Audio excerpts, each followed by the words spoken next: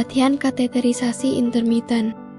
Video ini cocok untuk digunakan di bangsal terlampir, anggota keluarga dan pengasuh pasien kateter. Penyedia perawatan yang sebenarnya, silakan ikuti bimbingan dokter dan perawat. Tujuan pelatihan kandung kemih intermittent: memulihkan fungsi kandung kemih, mencegah infeksi, secara bertahap memulihkan buang air kecil mandiri, meningkatkan kualitas hidup. Proses pelatihan kateterisasi intermittent. Selama masa pelatihan, harap perhatikan kontrol asupan air. Minum 100 hingga 150 ml air per jam, tidak melebihi 600 ml setiap 4 jam. Kosongkan urin pada pukul 6 pagi dan catat jumlah urin. Pukul 6 pagi, kateter dilepas oleh perawat.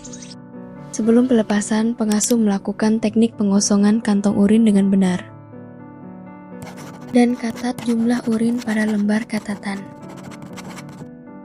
Harap beritahu perawat untuk memantau saat buang air kecil. Pasien yang dapat turun dari tempat tidur mencoba buang air kecil sendiri didampingi oleh pengasuh. Beritahu perawat setelah buang air kecil.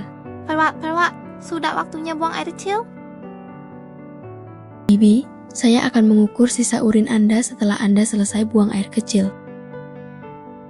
Jika belum buang air kecil dan sisa urin lebih besar daripada 400 ml, jika setelah buang air kecil sisa urin lebih dari 200 ml, perawat mengevaluasi perlunya membantu kateterisasi tunggal. Mohon bantu melakukan irigasi perineum sebelum pemasangan kateter. Jika tidak ada urin yang dikeluarkan, perawat akan memantau sisa urin setiap 4 jam. Mereka yang mengalami inkontinensia atau tidak mampu buang air kecil, sebaiknya diperiksa buang air kecilnya setiap 30 menit.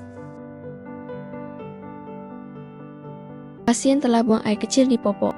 Setelah dikurangi berat popok bersih, berat urin di popok adalah sekitar 330 gram.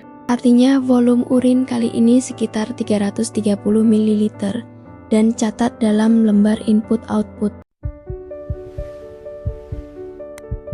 Istirahat dengan kateter indwelling di malam hari.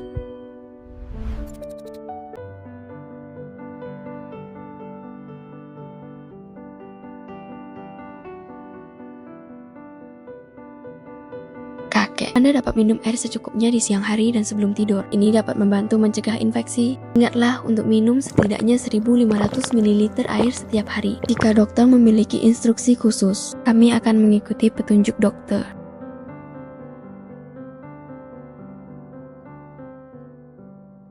Anda dapat mengetuk perut bagian bawah atau mengelus paha bagian dalam dengan lembut untuk merangsang buang air kecil. Anda dapat menggunakan metode peningkatan tekanan intraabdomen untuk membantu buang air kecil, misalnya menahan napas dan mengejan. Condongkan tubuh ke depan atau tekan area di atas tulang kemaluan dengan kepalan tangan. Bibi, condongkan tubuh Anda ke depan terlebih dahulu. Ke depan seperti posisi membungkuk. Lalu kepalkan tangan Anda, letakkan di posisi perut bagian bawah. Tekan perut. Jangan terus-menerus menekan dengan kuat. Hindari reflux urin. Ketika sisa urin dipantau selama 3 hari berturut-turut.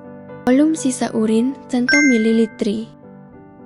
Atau ketika volume buang air kecil mandiri dan volume sisa urin mencapai 3:1 atau 4:1. Selamat, pelatihan berhasil. Cuci tangan Anda sebelum dan sesudah dibersihkan. Menjaga kebersihan tubuh pasien dan pipa leding. Biarkan pipa tetap terbuka. Jika Anda mengalami demam selama perawatan, urin keruh, hematuria atau oliguria, harap segera beritahu perawat.